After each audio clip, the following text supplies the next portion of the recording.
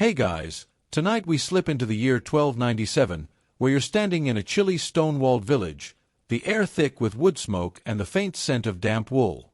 You're about to live through the wedding night of a freshly married couple, their hearts pounding as they face the unknown behind a creaky wooden door.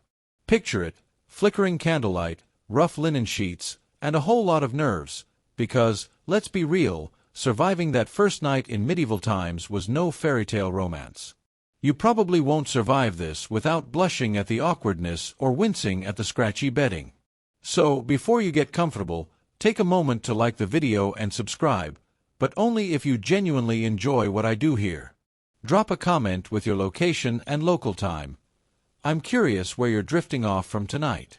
Now, dim the lights, maybe turn on a fan for that soft background hum, and let's ease into tonight's journey together.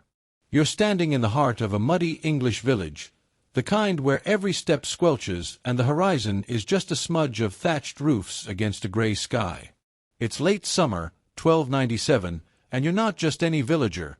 You're somehow in the moment, feeling the weight of a wedding day that's got everyone buzzing. The couple, let's call them Alina and Thomas, are young, barely past their teens, and their marriage was sealed hours ago in a cramped church with a priest who smelled faintly of ale. You can feel the nervous energy radiating from them, like they've just signed up for a quest with no map. Their hands brush as they walk, but there's no Hollywood romance here, just two kids trying not to trip over their own feet under the village's watchful eyes. The air hums with chatter. You overhear a neighbor, her voice low and teasing, muttering about how Alina's dowry included 2 goats and a questionable cooking pot. Thomas, broad-shouldered but shy, keeps his eyes on the ground, probably wondering if he's ready for this. You're right there with them, catching the scent of roasted mutton from the feast being prepped nearby.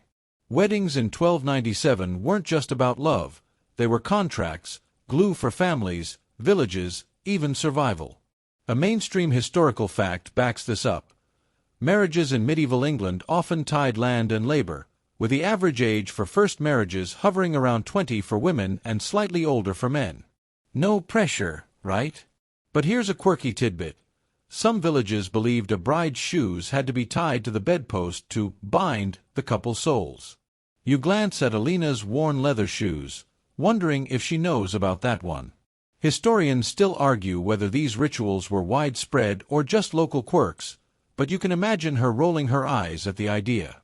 You're walking with them now, toward their new home, a one-room cottage with a straw-stuffed mattress and those infamous linen sheets. They're not the silky 1,000 thread count kind you're dreaming of. These are coarse, hand-woven, and probably smell like the sheep they came from. You pause at the threshold, heart thumping like you're the one about to step into this life-altering night. The door creaks open, and you notice the room sparse, a wobbly table, a clay pitcher, and a single candle spitting wax onto the floor. The villagers have left a few gifts, a loaf of bread, a jug of mead, but it's clear this couple's starting from scratch. You can't help but smirk. Modern newlyweds stress over honeymoon flights, but Alina and Thomas are probably praying the roof doesn't leak tonight. The bed looms in the corner, its linen sheets looking more like a challenge than a comfort. You wonder if they're thinking about the village busybodies who'll want proof of, success by morning. Yeah, medieval privacy was about as real as a unicorn. You catch a glimpse of Thomas fidgeting with his tunic, his knuckles white. Alina's chewing her lip, her braid unraveling from the day's chaos. You're rooting for them, but there's a knot in your stomach too. This isn't just about love, it's about surviving expectations, from the priest's sermon to the neighbors' nosy glances. You can almost hear the village whispering, "Will they make it?" And let's be honest, you're wondering the same thing. The candles burning low, casting shadows that dance like uninvited guests. You take a deep breath, the air tasting of wax and worry, and step closer to the bed. Those linen sheets. They're about to witness a night neither of them will forget.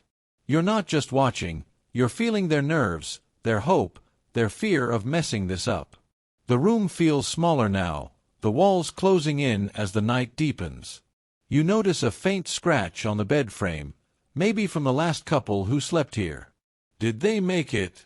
You shake off the thought, focusing on Alina and Thomas. They're not thinking about history or statistics. They're just trying to figure out how to share a bed without accidentally elbowing each other. You chuckle quietly. Imagine explaining to them that 700 years later, people binge-watch wedding dramas on screens. They'd probably think you're the weird one. The night's just beginning, and you're right there, caught in the flicker of candlelight and the weight of a moment that's equal parts promise and panic. You can't help but wonder, will they find their rhythm, or will this night be a comedy of errors? The linen sheets rustle as Alina sits, her eyes darting to Thomas. You lean in, holding your breath, as the door shuts behind them. You're still in that dimly lit cottage in 1297, the air thick with the scent of melted tallow and the faint must of straw from the mattress. The door's shut now, sealing you in with Alina and Thomas, whose nervous energy is practically buzzing. Outside, the village hums with life, laughter, clinking mugs, and the occasional bleat of a goat, but it's not the wedding feast you're focused on. You're drawn to the whispers filtering through the walls, the kind of gossip that spreads faster than a cold in a medieval hamlet. The villagers aren't just celebrating, they're dissecting every detail of this marriage, and you're right there, ear pressed to the pulse of their chatter. You step outside for a moment, blending into the crowd milling around the couple's cottage. The night's crisp, and you pull your imaginary cloak tighter, feeling the damp grass underfoot. Torches flicker, casting jagged shadows on faces flushed with mead and mischief. You catch snippets of conversation, old Agnes, with her toothless grin, muttering about how Alina's mother rushed the match to secure Thomas's family's barley field. Another voice, a butcher with hands like ham hocks, jokes that Thomas better not fumble tonight, or the village will talk for years. You smirk. Medieval shade is savage, like a 13th century ex-post with no filter. A mainstream historical fact grounds you. In 1297, marriages were often arranged to strengthen community ties, with families negotiating dowries like modern-day business deals. Alina's 2 goats and that dented cooking pot? That's her ticket to this union, a contract sealed with livestock and practicality. But here's a quirky tidbit. Some villages believed a bride's dowry had to include a lucky item, like a sprig of lavender or a polished stone, to ward off bad spirits. You glance back at the cottage, wondering if Alina tucked a charm under those linen sheets. Historians still argue whether these superstitions were heartfelt or just ways to flex social status, but you can imagine the villagers eyeing her every move, judging. You weave through the crowd, catching more gossip. A woman with flour-dusted hands whispers that Alina's too bookish for a farmer like Thomas, who can barely sign his name. You raise an eyebrow. Bookish in 1297? That's code for knowing a few prayers or maybe scratching out a tally on a stick. Still, the rumor stings, and you feel a pang for Alina, who's probably inside wondering if she's enough. The village's chatter isn't just idle talk. It's a web of expectations, tightening around the couple like a poorly tied corset. You chuckle softly. Imagine explaining to these folks that 700 years later, people overshare their love lives online for strangers to judge. You slip back toward the cottage, the gossip trailing you like smoke. The door's still closed, but you can picture Alina and Thomas inside, maybe stealing glances or fumbling with small talk. The village's whispers paint a picture of a marriage born from necessity, not passion. Thomas's family needed a wife to keep their household running. Alina's needed allies to survive lean winters. You feel the weight of it, like a stone in your chest. These two aren't just navigating their first night, they're carrying the hopes of everyone outside, from the nosy baker to the priest who's probably still tipsy. You pause, noticing a group of youths giggling near the cottage window. They're daring each other to peek inside, hoping for a glimpse of, what, exactly? You roll your eyes. Medieval teenagers are as nosy as modern ones, just with worse hygiene. The village's obsession with this night isn't just curiosity, it's a ritual of its own. A successful marriage means stability, more hands for the harvest, maybe even a few kids to keep the village alive. You get it, but it's still awkward, like being stuck in a group chat you can't mute. You lean against the cottage wall, the rough wood catching on your imaginary sleeve. The whispers are softer now, drowned by the crackle of a nearby fire and the distant strum of a lute from the feast. You wonder what Alina and Thomas make of the gossip. Are they ignoring it, or does it gnaw at them? You picture Alina smoothing those linen sheets, maybe hoping they'll be a shield against the village's eyes. Thomas, meanwhile, is probably praying he doesn't trip over his own boots. You laugh quietly. First nights are rough, but doing it with a whole village as your audience? That's next-level pressure. The night deepens, and you feel the chill seeping into your bones. The gossip's still swirling, but it's less about Alina and Thomas now and more about who drank too much mead or whose cow wandered off. You glance at the cottage door, knowing the real story's unfolding inside. Those linen sheets, scratchy as they are about to become the stage for a night that's equal parts hope, fear, and clumsy courage. You take a deep breath, the air sharp with smoke and secrets, and wonder how they'll face the hours ahead. You're back inside the cottage now, the village's gossip fading into a distant hum as a heavy wooden door seals you in with Alina and Thomas. The air's thick with the scent of wax and damp earth, and you're standing in the flicker of a single candle, its flame wobbling like it's as nervous as the Newlyweds. The room's small, barely big enough for the straw-stuffed mattress draped with those coarse linen sheets, which look about as inviting as a sack of oats. You're right there with Alina and Thomas, feeling the weight of the moment as they stand awkwardly, like two strangers who just realize they're sharing a tent at a festival. The bed looms in the corner, a silent challenge, and you can't help but feel the tension prickling your skin. You notice Alina smoothing her woolen dress, her fingers fidgeting as she steals a glance at Thomas. He's tugging at his tunic, eyes darting to the floor like he's searching for an escape hatch. You want to whisper, "Relax, guys, it's just one night," but you know it's more than that. This is 1297, and this candlelit chamber is their new world, where every creak of the floorboards feels like the village leaning in to listen. A mainstream historical fact anchors you. Medieval bedrooms were often multipurpose spaces, used for sleeping, eating, and even settling disputes. This cramped cottage? It's their kitchen living room, and now their marriage's proving ground, all in one. You step closer to the bed, noticing the linen sheets up close. They're not just bedding. They're a status symbol, hand-woven by Alina's family to show they've got enough resources to spare. But let's be real. They're scratchy, stiff, and probably feel like sleeping on a pile of twigs. You smirk, imagining explaining to these two that 700 years later, people obsess over thread counts and memory foam. Here's a quirky tidbit. Some medieval couples believed linen sheets could absorb bad luck, so they'd swap them out after the first night to start fresh. Historians still argue whether this was practical or pure superstition, but you picture Alina eyeing those sheets, wondering if they'll hold up to the village's expectations. The candle sputters, casting shadows that dance across the walls like uninvited guests. You catch Thomas muttering something about the weather, classic small talk to dodge the real issue. Alina nods, but her eyes are on the bed, and you can almost hear her heart thumping. You're rooting for them, but there's a knot in your stomach, too. This isn't just about romance.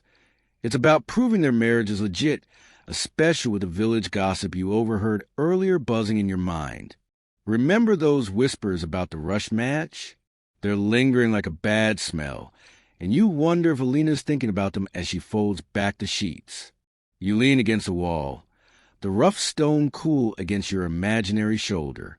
The room feels smaller now, the air heavy with anticipation. You notice a small bundle in the corner, gifts from the village, maybe a loaf of bread or a clay cup, left to wish them luck. But luck feels in short supply when you're 19 and facing a night that could define your future. You chuckle softly.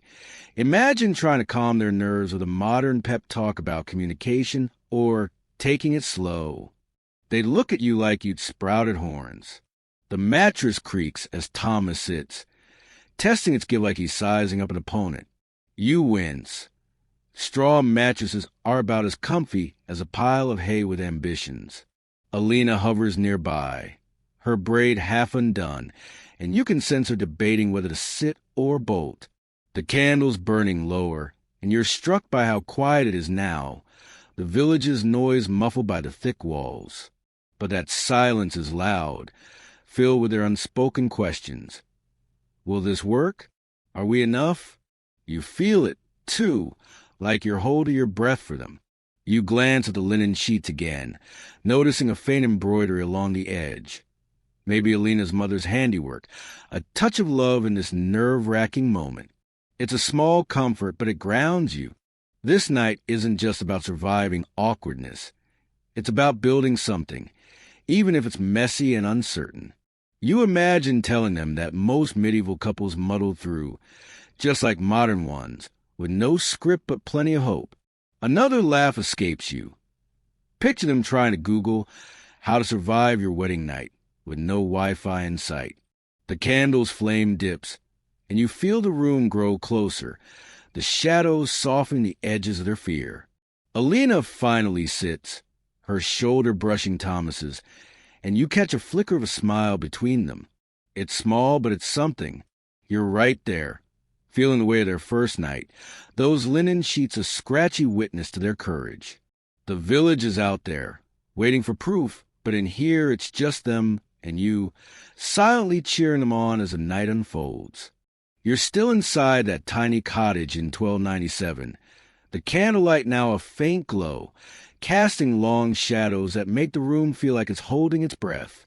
The linen sheets on the straw mattress look even less inviting up close, their coarse weave catching the dim light like a challenge. Alina and Thomas are side by side now, the awkward silence between them thicker than the stone walls. You're right there, feeling the nervous energy buzzing in the air, like you're a fly on the wall at the world's most high-stakes sleepover.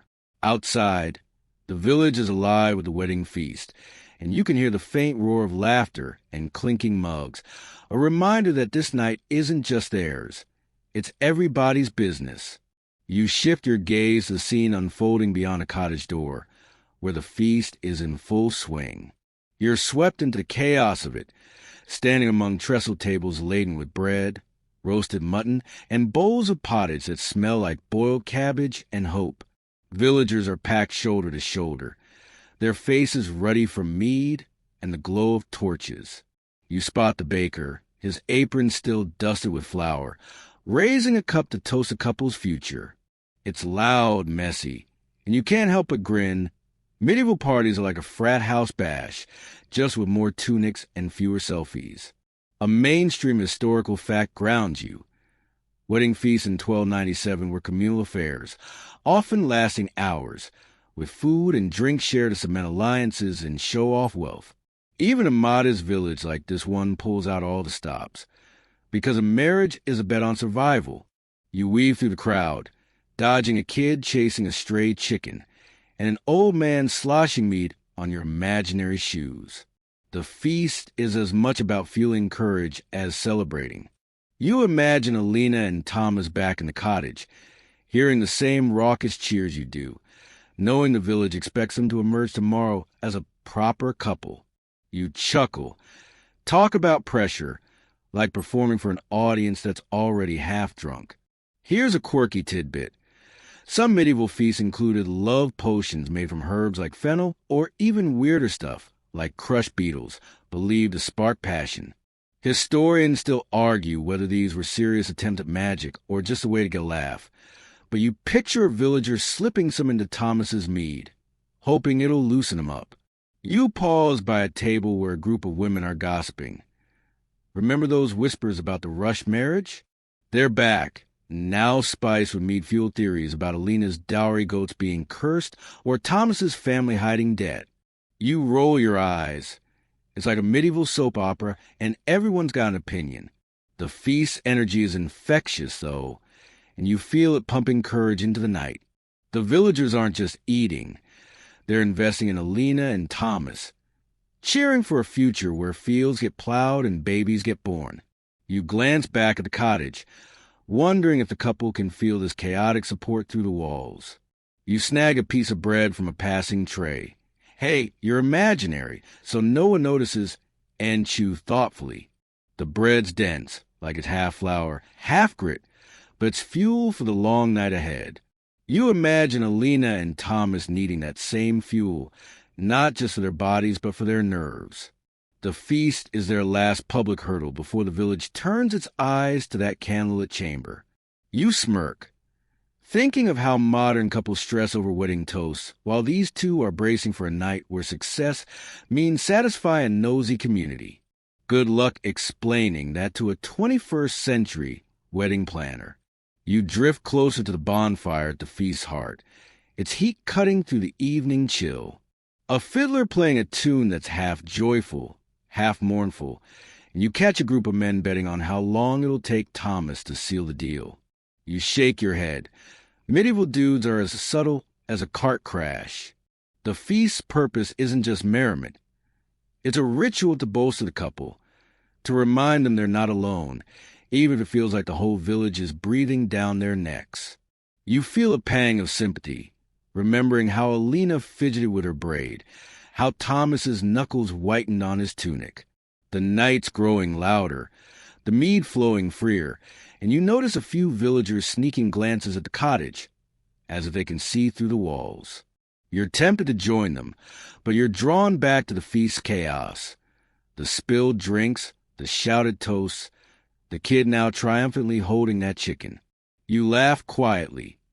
If Alina and Thomas could see this, they might relax, realizing the village is too busy partying to care about their every move.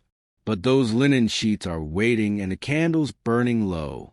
You take a deep breath, the smoky air tingling in your lungs, and feel the night pulling you back to the cottage, where the real test is unfolding.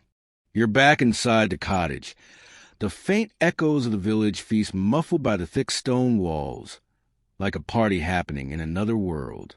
The candle's down to stub now, its flame flickering like it's ready to call a night, and you're standing in the dim glow with Alina and Thomas. Those linen sheets on the straw mattress look no friendlier. Their rough weave catching the light, as if daring someone to lie down. The air's heavy with wax and worry, and you can feel the couple's nerves like static on your skin. They're hovering near the bed, not quite ready to commit, and you're right there, caught in the awkwardness, like you've stumbled into a private moment you can't unsee. But before things get too intense, you notice something odd. Alina's clutching a small bundle of herbs, tied with a bit of twine, and Thomas is eyeing it like it might bite. You realize the village hasn't just left them bread and mead. They've sprinkled this night with superstitions, rituals meant to bless or curse their marriage bed. You lean in, catching the sharp scent of rosemary and something earthier, maybe sage. These aren't just garnishes. They're talismans, part of a web of beliefs woven into this night. A mainstream historical fact grounds you. In 1297, medieval couples often performed rituals to ensure fertility and ward off evil spirits, with herbs like rosemary symbolizing love and protection. The church might have frowned, but villagers clung to these old ways like a lifeline. You step closer, noticing a small clay pot by the bed, smeared with what looks like ash and grease. Here's a quirky tidbit. Some medieval communities believe smearing a mixture of ash and animal fat on the bed frame could seal the couple's bond and keep bad luck at bay. You grimace. Imagine the smell like a mix of campfire and bacon gone wrong. Historians still argue whether these rituals were widespread or just the quirks of isolated villages, but you can picture Alina's mother insisting on this one, her hands trembling as she handed over the pot. You're tempted to laugh. It's like a medieval version of spraying air freshener before a date, but with higher stakes.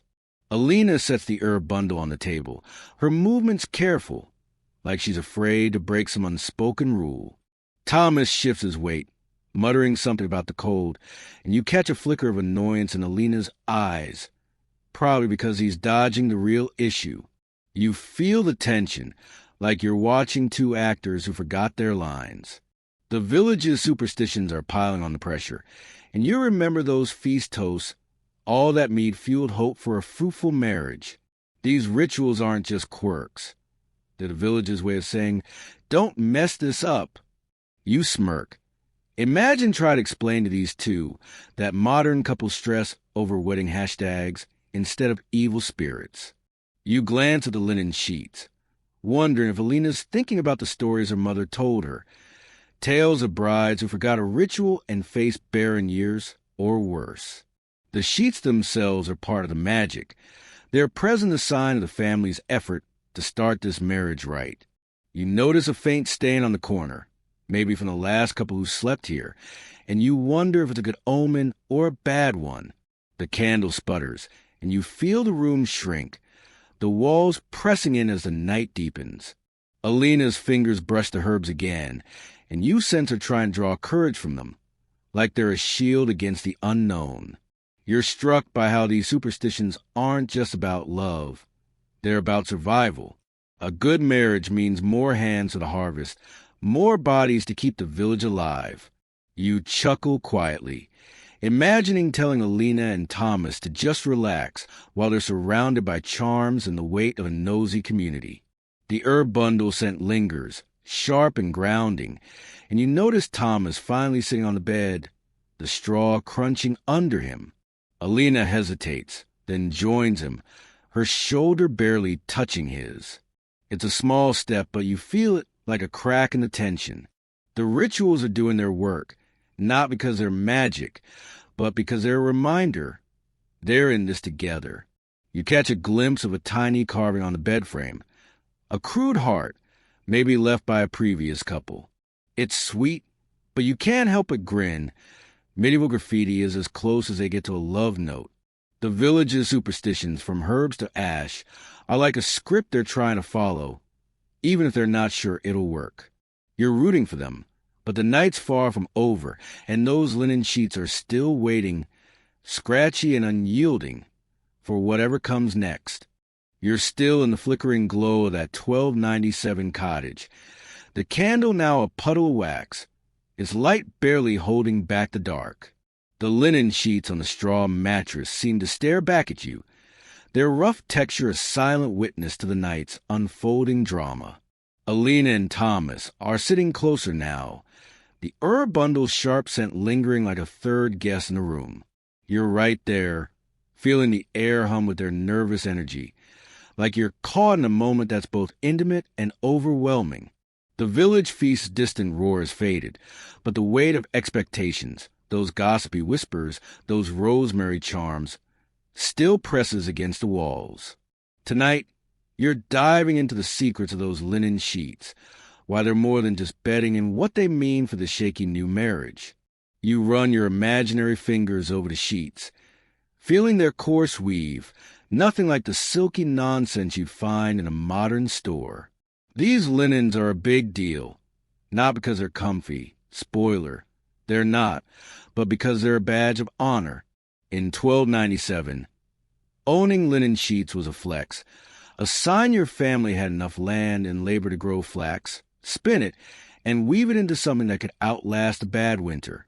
A mainstream historical fact anchors you. Linen was a prized commodity in medieval England, often passed down through generations or included in dowries to show a bride's worth. Alina's sheets, probably woven by her mother and aunts, are less about romance and more about proving she's bringing something solid to this marriage. But here's a quirky tidbit. Some villagers believe linen sheets could hold the couple's vows like a contract etched in fabric.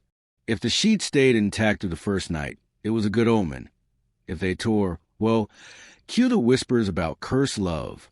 Historians still argue whether this was widespread or just a quirky village superstition, but you can imagine Alina smoothing the fabric, half expecting it to whisper back some cosmic approval. You chuckle. Picture trying to sell that idea to a modern couple shopping for Egyptian cotton. Honey, these sheets will bless our marriage. Yeah, good luck. You step back, watching Alina adjust the sheets, her movements careful, like she's handling a holy relic.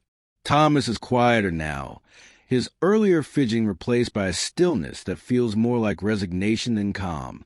You sense they're both thinking about those sheets, not just as bedding, but as a symbol of everything riding on this night. Family pride, village approval, maybe even their own fragile hopes. You remember the gossip from the feast, those snide comments about Alina's dowry goats. These sheets are her defense, a tangible "we're legit" to silence the skeptics. You smirk. Medieval flexes are wild, like posting a filtered pic to prove you're thriving. The candle's flame dips, and you notice the room's shadows softening the edges of their fear. The sheets aren't just practical. They're a bridge between Alina and Thomas, something shared in this cramped, uncertain space. You catch a faint embroidery along the hem, a simple pattern of leaves, probably Alina's mother's touch. It's a reminder of the hands that made this moment possible, the women who wove not just fabric, but expectations. You feel a pang, imagining Alina's mother whispering, "Make us proud," as she handed over the linens. It's heavy, like carrying a family's legacy on your shoulders while trying not to trip over your own nerves. You lean against a wall, the stone cool against your imaginary back, and watch Thomas shift closer to Alina. The straw mattress crunches, and you wince. Sleeping on that must feel like bedding down in a barn. But the sheets? They're the star of this show, a scratchy promise of permanence. You laugh quietly, thinking of how modern couples agonize over mattress toppers, while Alina and Thomas are just praying these linens don't unravel their future. The village's superstitions, like that ash-smeared pot from earlier, linger in your mind, and you wonder if the sheets carry their own magic, or they're just a canvas of the couple's courage. You glance at the herb bundle on the table, its scent still sharp, and feel the night settling deeper. The sheets are more than fabric. They're a test, a record, a shield against the village's prying eyes. You imagine the morning, when Alina might fold them carefully, hiding any stains or tears from nosy neighbors. The thought makes you grin. Privacy in 1297 is as mythical as a dragon. The candle's almost gone now, and you feel the room's quiet intensity, like the world holding its breath. Alina and Thomas are still sitting, their shoulders brushing, and you sense the sheets pulling them closer, whether they're ready or not. You're still in the dim cottage, the candle now a faint flicker, its light barely clinging to the walls as the night deepens in 1297. The linen sheets, coarse and heavy with meaning, lie neatly folded back on the straw mattress, their scratchy surface a silent judge of Alina and Thomas's next move. You're right there, feeling the air thick with anticipation, like you're stuck in the world's most awkward pause. The couple's finally sitting close, their knees almost touching, but the tension between them is palpable. Think first date jitters, but with a whole village betting on the outcome. The distant hum of the feast is gone, replaced by a quiet that amplifies every creak of the floorboards. You're diving into their first awkward moments now, where love, or at least the attempt at it, collides with nerves and those ever-present linen sheets. You watch Alina fiddle with the edge of her sleeve, her eyes darting to Thomas, who's staring at the bed like at a puzzle he's not sure he can solve. You can't help but feel their unease, like you're intruding on a moment that's both private and painfully public. This isn't a rom-com meet-cute. It's 1297, and their first night is less about passion and more about proving they can make this marriage stick. A mainstream historical fact grounds you. In medieval England, consummation was often seen as a final seal of marriage, sometimes even verified by witnesses. Yep, no pressure there. You wince, imagining Alina and Thomas, knowing the village might demand proof by morning. You catch Thomas clearing his throat, attempting what might be a compliment about Alina's braid, but it lands like a rock in a pond. Ripples of awkward silence follow. You smirk. Smooth talker, this guy is not. Here's a quirky tidbit. Some medieval couples were given bridal ale, a special brew meant to loosen inhibitions, often spiked with herbs like mugwort. Historians still argue whether this was just boozy encouragement or a sneaky way to ensure the night went as planned, but you picture a jug of it sitting untouched on the table, next to that rosemary bundle from earlier. No one's drinking tonight, probably because they're too nervous to move.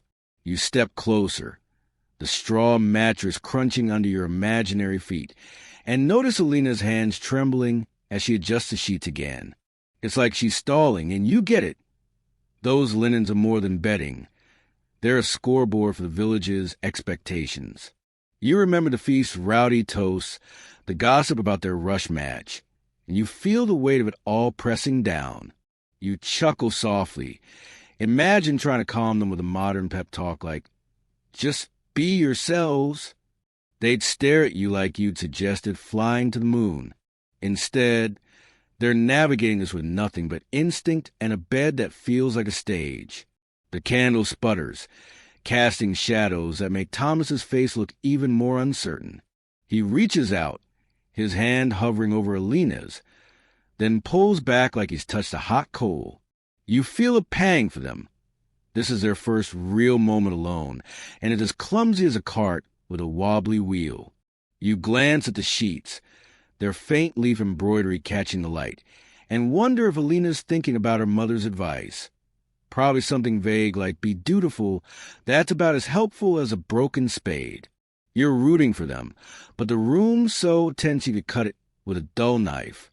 You lean against the wall, the stone cool and grounding, and watch Alina finally take a deep breath. She shifts closer to Thomas, her shoulder brushing his, and you catch a flicker of something. Maybe not love, but a shared "we're in this together" vibe. You grin. It's not exactly a Hollywood kiss, but it's a start. The linen sheets rustle as she adjusts them again, and you realize they're a safety net, a familiar thing to focus on when words fail. You laugh quietly. Modern couples might scroll their phones to avoid awkwardness, but Alina's got her linens, and Thomas has his nervous cough. The night feels heavier now, the silence broken only by the faint crackle of the dying candle. You notice a small crack in the bed frame, maybe from another couple's nervous night, and it reminds you that they're not the first to fumble through this. The village's superstitions, those herbs, that ash-smeared pot, linger in your mind, and you wonder if they're helping or just piling on more pressure. Alina's hand finally grazes Thomas's, and he doesn't pull away this time. You hold your breath, feeling the moment shift, like a door creaking open just a crack. Those linen sheets are waiting, ready to hold whatever this night becomes. And you're right there, hoping they find their footing in the dark. You're still huddled in the dim cottage, the candle now just a whisper of light, its wax pooling like a tiny, defeated lake on the rough wooden table. The linen sheets, stiff and unyielding, stretch across the straw mattress, their faint leaf embroidery barely visible in the gloom. Alina and Thomas are closer now, their shoulders brushing, but the air's thick with a new kind of tension. Midnight fears creeping in like uninvited guests. You're right there, feeling the weight of their doubts, the kind that only surface when the world goes quiet and the village's expectations feel like a noose. The feast's distant cheers are long gone, and you're caught in this small, shadowy space where love's supposed to bloom, but fear's got a head start. You notice Alina's hands, no longer fidgeting but clenched in her lap, her knuckles pale as moonlight. Thomas is staring at the ceiling, his jaw tight, like he's wrestling thoughts too big for words. You can almost hear their fears. What if this doesn't work? What if we're not enough? The linen sheets, those symbols of hope and duty, now feel like a ledger waiting to record their failure. A mainstream historical fact anchors you. In 1297, marriage wasn't just a personal bond but a social contract, and a failed first night could spark rumors of infertility or divine disapproval, threatening a couple's standing. You wince. Imagine waking up to that kind of gossip over your morning porridge. You step closer, the straw mattress crunching faintly under your imaginary weight, and catch a glimpse of Alina's face, her eyes wide with something between dread and determination. Here's a quirky tidbit. Some medieval villagers believed sleeping with a knife under the bed could ward off night spirits that jinxed new marriages. Historians still argue whether this was about superstition or just a practical defense against thieves, but you picture a blade tucked beneath those sheets. Its cold steel a strange comfort. You chuckle softly. Modern couples might light a scented candle for ambience, but Alina and Thomas are out here battling invisible demons. The room feels smaller now, the shadows swallowing the edges of the world. You remember the feast's rowdy toasts, the herb bundle's sharp scent, and those gossip-fueled whispers about their rush match. Those voices are silent now, but their weight lingers, feeding the couple's fears. You imagine Alina wondering if the village will blame her if this night goes wrong, if those linen sheets won't bear the proof everyone expects. Thomas, meanwhile, seems haunted by his own doubts, maybe about his ability to lead this new household or live up to his father's gruff advice. You smirk. It's like they're both waiting for a medieval self-help book that doesn't exist. You lean against the wall, the stone's chill seeping through your imaginary cloak, and feel the night's quiet amplify their unease. The candle's last flicker dies, plunging the room into near darkness, and you sense their breathing quicken. It's not just the dark they're afraid of. It's the unknown of each other, of their future, of whether those sheets will hold a story of success or shame. You laugh quietly. Imagine trying to calm them with a modern, just talk it out pep talk. They'd probably think you're suggesting witchcraft. You notice a faint glow from the hearth, its embers offering just enough light to see Alina shift closer to Thomas. She whispers something, too soft for you to catch, but it breaks the silence like a pebble in a still pond. Thomas nods, his shoulders loosening a fraction, and you feel a flicker of hope. Those linen sheets, scratchy as they are a shared space, a place to face these fears together. You remember that heart carved into the bed frame, a small rebellion against doubt, and wonder if it's giving them courage. The village's superstitions, the ash pot, the herbs, feel distant now, like props in a play they're rewriting. The night's at its deepest, and you're struck by how vulnerable they are, two kids in a world that doesn't hand out second chances. You glance at the sheets again. Their weave a testament to Alina's family, to the labor that brought them here. They're not just fabric. They're a lifeline, a reminder that this marriage is bigger than their fears. You grin. Modern couples might stress over Wi-Fi for their wedding playlist, but Alina and Thomas are grappling with ghosts and gossip. The embers glow softer now, and you feel the room settle. The fear's still there but quieter, like a storm passing. They're not out of the woods, but they're holding on, and you're right there, hoping they'll find their way through the dark. You're still in the near dark of the 1297 cottage, the hearth's embers casting a faint, ruddy glow that barely touches a linen sheet stretched taut across the straw mattress. Alina and Thomas are side by side now, their silhouettes soft against the flickering light. But the midnight fears you felt earlier haven't fully faded. Instead, they've shifted, mingling with a new pressure. The village's eyes, not physically here, but pressing to the walls like a fog you can't shake. You're right there, feeling the weight of community that's invested in this marriage. Their expectations heavier than the oak door barring the outside world. Those sheets, with their faint leaf embroidery, are no longer just a bed. They're a stage, and you're watching the couple brace for the spotlight. You imagine stepping outside, where the village sleeps under a starless sky, but even in the quiet, you sense the collective gaze. The feast's drunken cheers are gone, replaced by a stillness that hums with judgment. Every neighbor, from the baker to the priest, has a stake in this night. Will Alina and Thomas deliver the stable household the village needs? A mainstream historical fact grounds you. In medieval England, marriages were public business, often scrutinized to ensure they produced heirs and strengthened the community's survival. A successful first night wasn't just about the couple. It was about proving the village's investment paid off. You wince. Talk about a performance review with no HR department. Back inside, you catch Alina glancing at the door, as if she can feel those invisible eyes. Thomas shifts, the mattress creaking, and mutters something about needing to check the latch. You smirk. Nice try, buddy, but you're not escaping this. Here's a quirky tidbit. Some medieval villages had a custom called bedding ceremonies, where elders or friends would escort the couple to their chamber, sometimes lingering to ensure things went smoothly. Historians still argue whether this was common, or just a way to embarrass newlyweds. But you're grateful no one's banging on the door tonight. Still, you imagine Alina picturing old Agnes, the gossip queen from the feast, ready to spread tales by morning. You lean closer, the air thick with the scent of dying embers and that lingering rosemary bundle. The village's expectations are like a shadow cast across the sheets, amplifying every doubt. You remember those whispers about the rushed marriage, the snide comments about Alina's goats.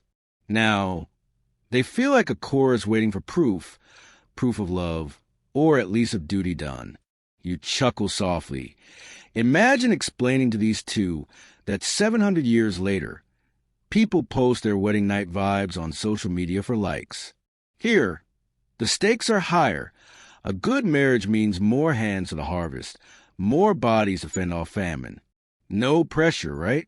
You notice Thomas's hand resting on the sheets, inches from Alina's, and you sense they're both hyper-aware of the village's gaze. The linens, woven with care by Alina's family, are supposed to be a shield, a symbol of legitimacy, but tonight they feel like a test. You picture the morning, when neighbors might demand to see the sheets, looking for signs of a proper union. You grimace. Medieval privacy is as real as a fairy tale. The thought makes you laugh quietly. Modern couples might stress over Instagram filters, but Alina and Thomas are dodging a literal inspection. You step back, the stone wall cool against your imaginary shoulder, and watch Alina take a deep breath. She whispers something to Thomas, maybe a question about tomorrow's chores, and you catch a flicker of relief in his nod. It's not romance, but it's a tether, a way to ground themselves against the village's weight. You remember that carved heart on the bed frame, a small act of defiance, and wonder if it's bolstering them now. The sheets, scratchy as ever, are a shared burden, a reminder that they're in this together, whether the village approves or not. The embers dim, and you feel the night's quiet deepen, wrapping the cottage in a cocoon of uncertainty. The village's eyes are still out there, in every neighbor's hope and every gossip's whisper, but in here, it's just Alina and Thomas, fumbling towards something real. You grin. Imagine telling them to ignore the haters, when the haters are their entire world. The sheets rustle as Alina shifts closer, her hand brushing Thomas's, and you sense a small crack in the tension. They're not free of the village's gaze, but they're starting to carve out a space of their own, one shaky step at a time. You're still inside the 1297 cottage, the embers in the hearth now barely aglow, casting a faint red shimmer across the linen sheets that lie taut on the straw mattress. Alina and Thomas are closer than before, their hands almost touching, but the weight of the village's invisible eyes lingers like a chill you can't shake. Dawn's creeping closer, and you're standing in the quiet, feeling the shift from midnight fears to the harsh light of morning, when the couple will step out into a world ready to judge. Those sheets, with their coarse weave and faint leaf embroidery, are about to become the village's gossip fodder, and you're right there, sensing the couple's dread as the night gives way to day. You imagine the first streaks of sunlight slipping through the cottage's narrow window, turning the room from shadowy refuge to exposed stage.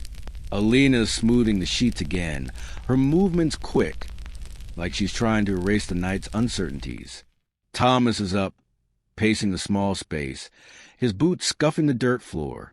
You can feel their nerves spiking. Morning means facing the village, and the village doesn't hold back. A mainstream historical fact grounds you. In medieval England, the morning after a wedding often involved a public display of the couple's bedding, especially the sheets, to prove the marriage was consummated. You grimace. Imagine your neighbors inspecting your laundry for proof. Talk about a wake-up call. You step closer, noticing a faint stain on the sheets, maybe just sweat or spilled mead, but you know the village will read it like a prophecy. Here's a quirky tidbit.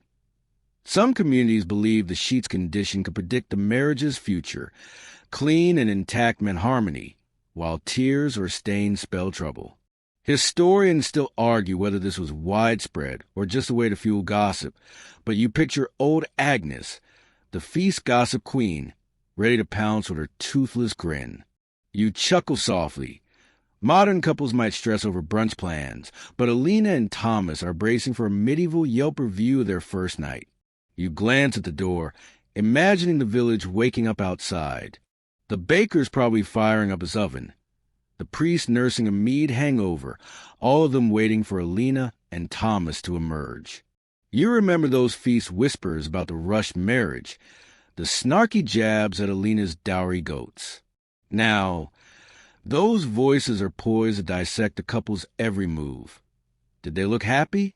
Were the sheets proper? You feel a pang for them. It's like stepping out of a bunker into a spotlight. The linen sheets, once a symbol of hope, now feel like evidence in a trial they didn't sign up for.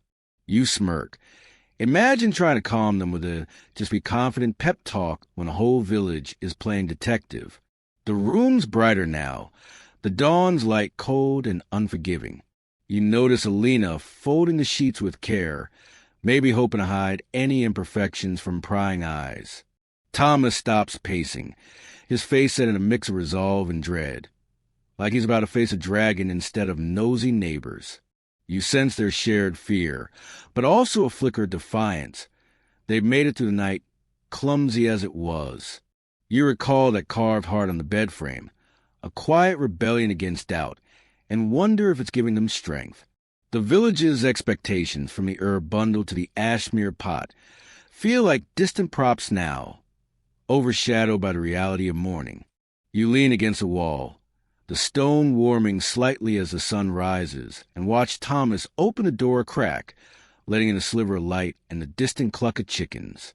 The village is stirring, and you can almost hear the gossip starting, like a fire catching dry straw. Alina steps beside him, her braid neater now, her chin lifted just a fraction. You grin. Modern couples might post a cute selfie to signal we're fine, but these two are about to walk out into a gauntlet of whispers. You laugh quietly, imagining explaining to them that 700 years later, people overshare their mornings on X for clout. Here, every step is a statement, every glance a verdict.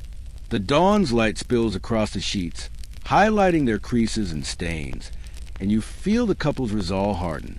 They're not just facing the village, they're facing their future, one where those linens will be folded and reused, a reminder of this night's trials.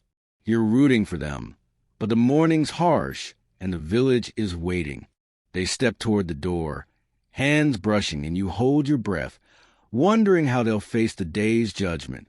You're standing just outside the cottage now, the dawn's pale light washing over the muddy village path as Alina and Thomas step through the door, their faces tight with the kind of resolve you'd muster before facing a crowd. The linen sheets are left behind, neatly folded, or at least Alina tried to make them look that way, on the straw mattress, but their weight lingers in your mind, a silent record of the night's struggles. You're right there with the couple, feeling the morning air bite your imaginary skin, sharp with the scent of dew and wood smoke. The village is waking, and you sense the fragile roots of love, or at least trust, starting to form between Alina and Thomas, like a seedling pushing through hard soil. Those sheets, that awkward night, are behind them, but the day ahead is a new test, and you're caught in the quiet hope of their shared vulnerability. You walk beside them, noticing how Alina's braid is tighter now, her posture straighter, like she's armoring herself against the village's gaze. Thomas keeps his eyes forward, his steps deliberate, but you catch his hand brushing hers, a small gesture that feels like a victory after the night's fumbling. You're struck by how this moment, raw, unpolished, might be where their bond begins. A mainstream historical fact grounds you. In medieval England, marriages often grew into love over time, built on shared labor and survival rather than instant romance. Alina and Thomas aren't starry-eyed, but you sense they're starting to lean on each other, like two trees growing close in a storm. You glance back at the cottage, picturing those linen sheets, their course holding the story of their first night. Here's a quirky tidbit. Some medieval couples believed the first night's dreams, slept on new linens, could predict the marriage's future. Happy dreams meant harmony. Nightmares spelled trouble. Historians still argue whether this was a common belief or just a bedtime story. But you imagine Alina waking with a half-remembered dream of fields, or maybe Thomas's clumsy smile. You chuckle softly.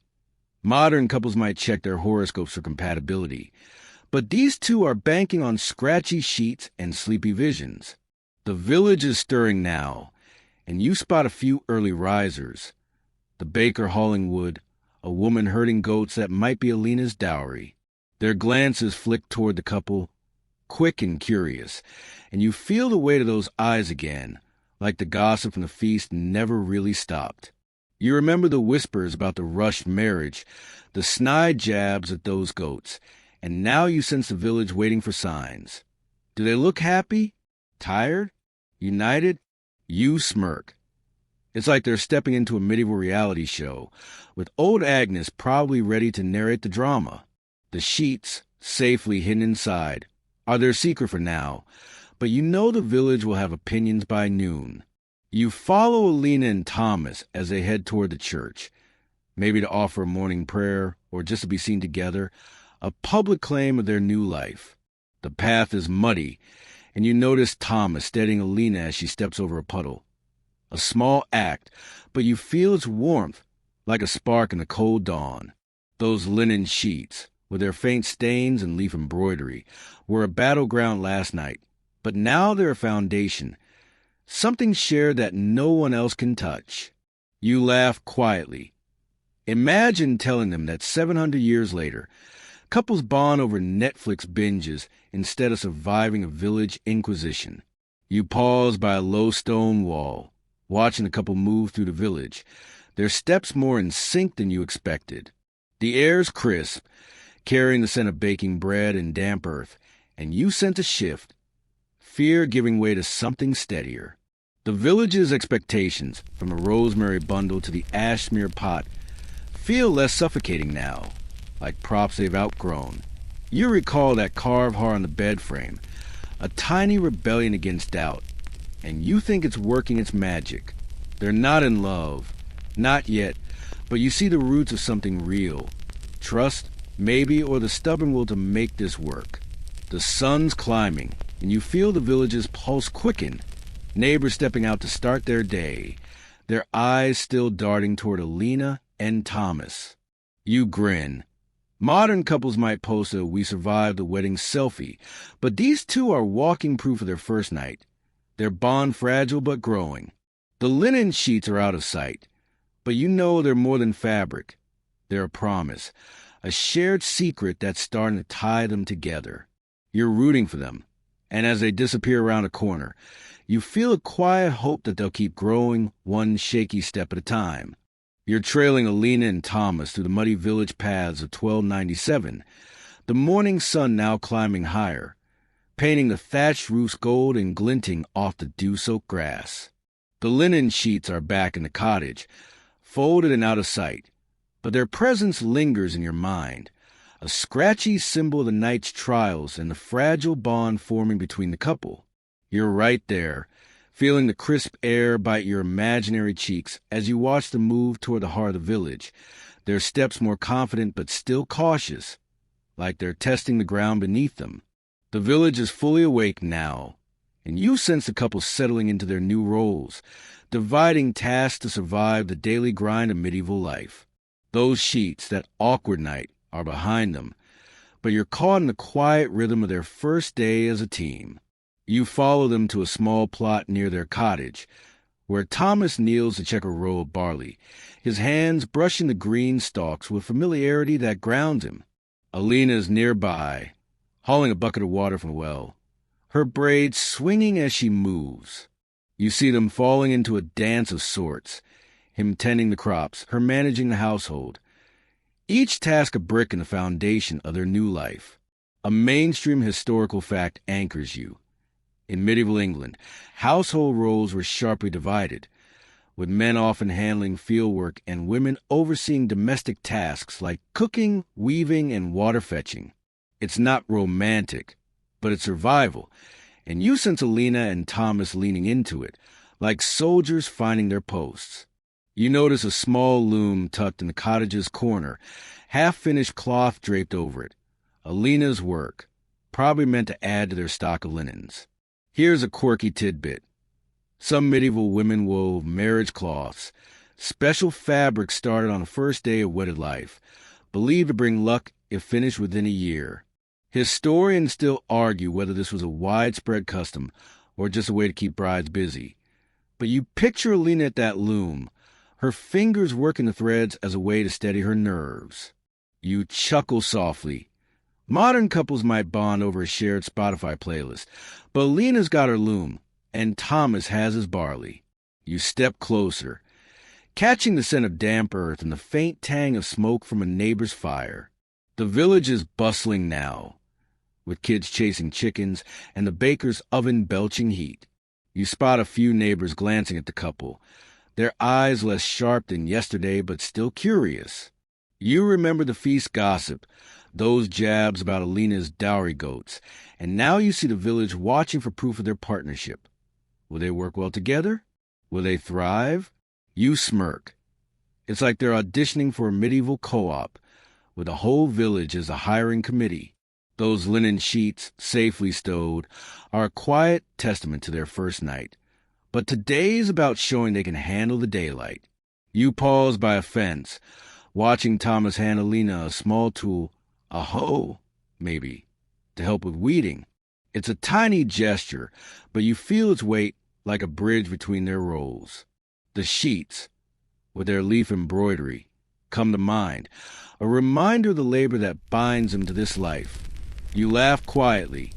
Imagine explaining to them that 700 years later, couples split chores via apps or argue over who does the dishes. Here, it's simpler but harder.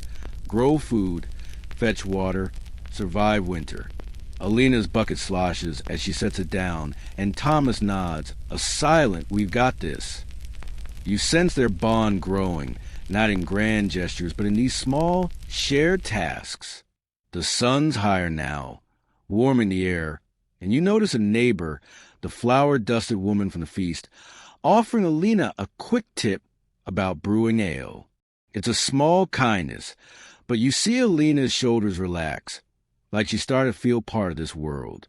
You recall that carved heart on the bed frame, a flicker of hope from last night, and think it's doing its job. The village's superstitions, the rosemary bundle, the ash pot, feel distant now, replaced by the practical magic of work. You grin. Modern couples might post a "teamwork makes the dream work" caption, but Alina and Thomas are living it one muddy step at a time. You linger by the plot, feeling the rhythm of their days settle in. The linen sheets are out of sight, but they're a foundation, a reminder of what they've already faced. The village keeps watching, but you sense Alina and Thomas carving out their own space, their roles solidifying like clay in the sun. They're not in love. Not yet, but they're building something, and you're rooting for them as they move through the morning together.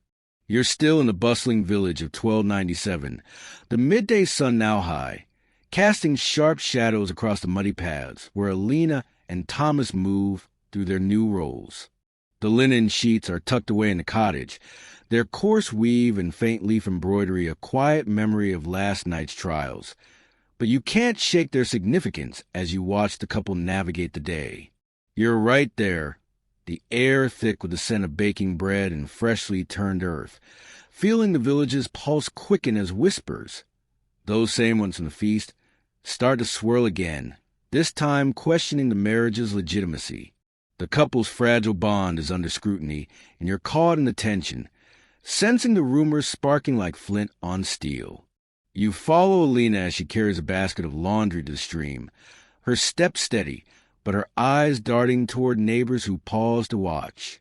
Thomas is back at the barley plot, his hands dirty, but you notice him glancing her way, like he's checking she's still there. The village is a web of eyes and tongues, and you hear snatches of gossip.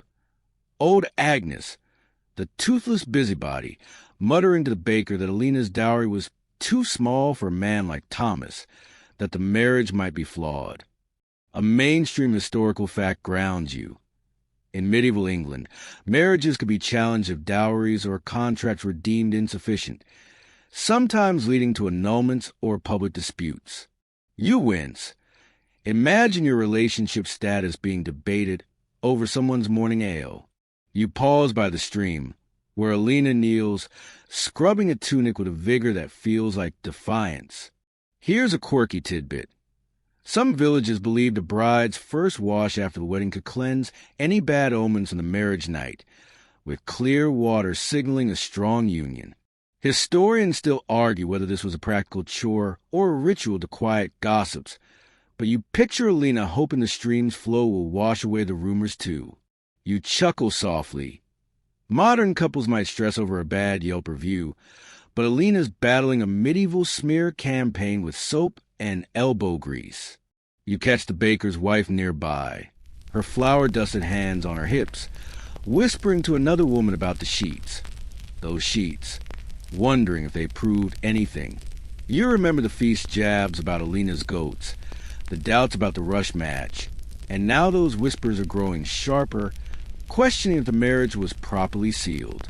You feel a pang for Alina, her face set as she scrubs, like she knows every bubble in the stream is being watched. The linen sheets, safely folded in the cottage, are a silent witness to last night, but you sense the village wants more than whispers. They want evidence, and they're not shy about it. You smirk. It's like they're all waiting for a medieval paternity test. You drift back toward Thomas, who's now talking to a neighbor about borrowing a plow. His voice is steady, but you catch a flicker of strain in his eyes, like he's heard the rumors too. The village's scrutiny feels like a weight on his shoulders, and you wonder if he's replaying last night, those awkward moments on the sheets, wondering if they were enough. You recall that carved heart on the bed frame, a small act of hope, and hope it's giving him strength. The gossip sting is real, but you see him stand taller, like he's ready to prove the doubters wrong. You laugh quietly. Imagine telling him to clap back at the haters when his only weapon is a good harvest. You linger by the plot, the sun warm on your imaginary face, and feel the tension between the couple's quiet bond and the village's loud doubts. Alina returns, her basket heavy with wet laundry, and Thomas offers a carry-it, a small gesture, but you sense it a shield against the whispers. The linen sheets, with their stains and secrets, are out of sight, but they're a reminder of what they've already faced. The village's rumors are like flies buzzing around them, but you see Alina meet Thomas's gaze, a shared look that says, "We'll get through this." You grin. Modern couples might vent online, but these two are fighting back with every step, every chore, every glance. The day moves on, and you feel the village's rhythm. Work, gossip, repeat. The sheets, the heart, the rosemary bundle, all those symbols of hope and superstition, are fading into the background, replaced by the couple's determination to prove themselves. The rumors are loud, but Alina and Thomas are louder, their bond growing in the face of doubt.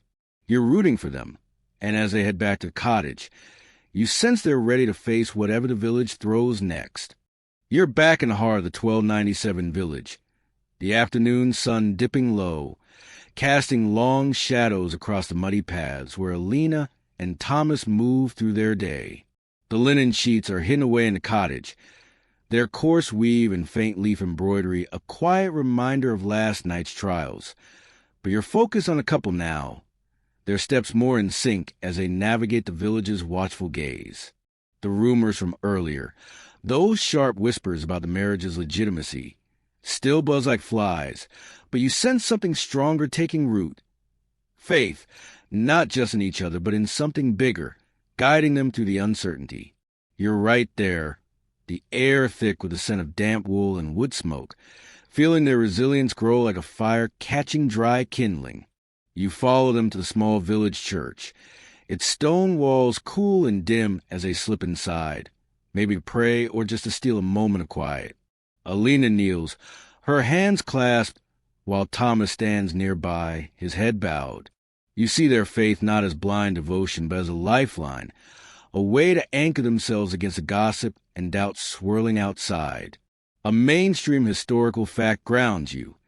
In medieval England, the church was central to daily life, shaping everything from marriage to morality, with couples often turning to prayer to bless their unions and seek strength. Alina and Thomas aren't just praying for love. They're asking for the grit to keep going. You notice a small candle flickering on the altar, its light echoing the one that burned out in their cottage last night. Here's a quirky tidbit. Some medieval couples believe lighting a candle in church the day after their wedding could bind their souls, ensuring divine favor. Historians still argue whether this was a formal ritual or just a hopeful gesture, but you picture Alina striking a flint to light it, her hand steady despite the village's whispers. You chuckle softly. Modern couples might post a unity candle pic on X, but Alina's got a real one, its flame of quiet defiance against the rumors. You step outside, lingering by the church door, and catch a glimpse of the village through the haze of afternoon light. The baker's hauling flour. The gossip queen Agnes is muttering to a neighbor, and you feel the weight of their scrutiny again. Those whispers about Alina's dowry goats, the doubts about the sheet's proof, are still alive, but inside the church, you sense Alina and Thomas finding a shield in their faith. You remember the feast's chaos, the rosemary bundle, that carved heart on the bed frame, small anchors that helped them through the night. Now, this quiet moment feels like another, a pause to gather strength before facing the village again. You lean against the church wall, the stone rough under your imaginary fingers, and watch Alina and Thomas emerge.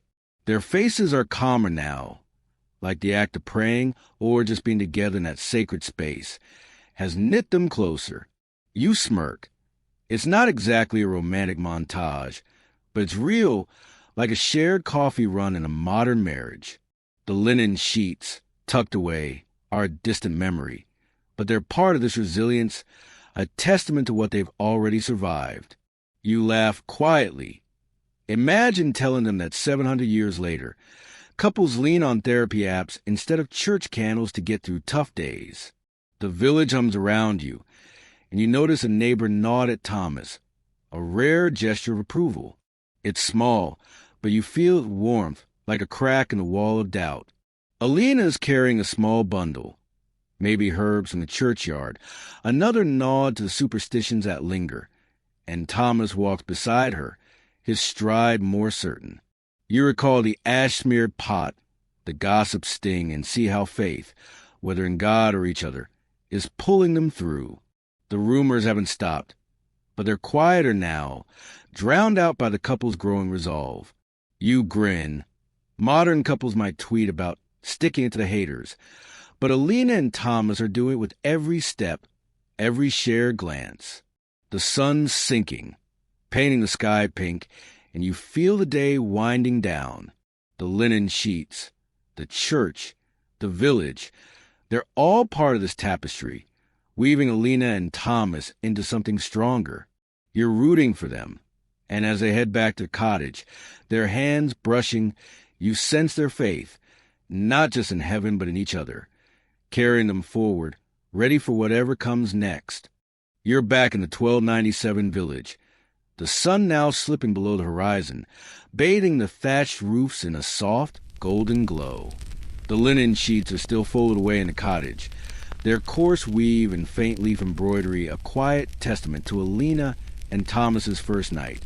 But you're focused on a couple as they walk side by side, their shadows long and intertwined on the muddy path. The village hums softly, chickens clucking, a distant hammer striking anvil, but you feel a shift in the air, a cautious optimism blooming between them like a flower pushing through cracked earth. The rumors, the church, The weight of expectations are still there, but you're right there with Alina and Thomas, sensing hope taking hold, fragile but real, as their love begins to root in the aftermath of that scratchy, nerve-wracking night. You follow them to their cottage door, the air cool with the scent of evening dew and fading wood smoke. Alina pauses to adjust her basket, filled with herbs and a loaf from a neighbor, while Thomas checks the latch, his movement steadier than yesterday. You see it in their eyes, a quiet confidence, not loud or showy, but they're like a seed sprouting. A mainstream historical fact grounds you. In medieval England, marriages often grew stronger through shared survival, with couples bonding over years of toil rather than instant passion. Alina and Thomas are starting that journey. Their first day together a small victory against the village's doubts. You glance at the cottage, picturing those linen sheets inside, their stains and secrets hidden but meaningful. Here's a quirky tidbit. Some medieval couples believed the first week's dreams on their wedding linens could shape their future. Happy ones promised prosperity, troubled ones warned of strife. Historians still argue whether this was a common belief or just village lore, but you imagine Alina dreaming of green fields, Thomas of a warm hearth, their hopes weaving together. You chuckle softly. Modern couples might journal their goals, but these two are banking on scratchy sheets and starlit sleep. You step inside with them, the cottage dim but familiar now, the hearth's embers glowing like a faint heartbeat. The village's whispers, those jabs about dowry goats, the sheet inspections, feel distant, like a storm that's passed. You notice Alina setting the basket down, her hands less shaky, and Thomas offering a small smile, the first real one you've seen. It's not a grand romance, but it's something, trust maybe, or the start of a partnership that could outlast the gossip. You remember that carved heart on the bed frame, the rosemary bundle, the church candle, all those small anchors that carried them through. You smirk. Modern couples might seal their bond with a lock on a bridge, but Alina and Thomas have their linens and their grit. You linger by the hearth, the warmth gentle on your imaginary face, and watch them move through the evening. Alina starts a small fire. Thomas brings in firewood, and you sense a rhythm forming, like a song they're learning together. The village outside is settling, the baker's oven cooling. Old Agnes probably gossiping over ale, but in here it's just them building something new. You laugh quietly.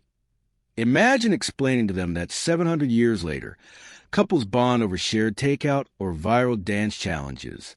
Here, it's simpler, a shared glance, a shared chore, a shared life starting to take shape.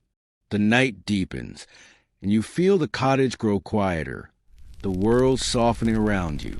The linen sheets wait on the mattress, ready for another night, another chance to hold their dreams.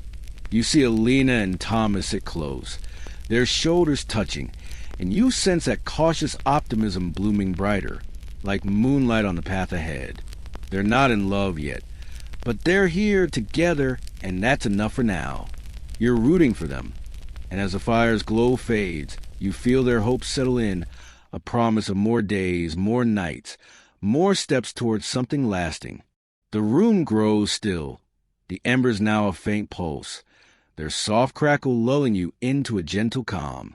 You're standing in the quiet, the village outside fading into a distant hum, like a memory slipping away. Alina and Thomas are silhouettes now. They're breathing slow, their hands close but not quite touching, as if they're learning the shape of each other's presence. The linen sheets, rough and worn, lie beneath them, holding the weight of their first night, their first day, their first fragile hopes. You feel the night wrap around you, soft and heavy, like a blanket woven from their courage. The world slows, the air cool and quiet, and you imagine their dreams. Fields of barley, a warm hearth, a life built together. Your eyelids grow heavy, the cottage fading into a gentle blur, and you let the stillness carry you, whispering of love that grows slow, steady, like roots in the dark. Sleep now, let the story rest, and dream of tomorrows as soft as this moment.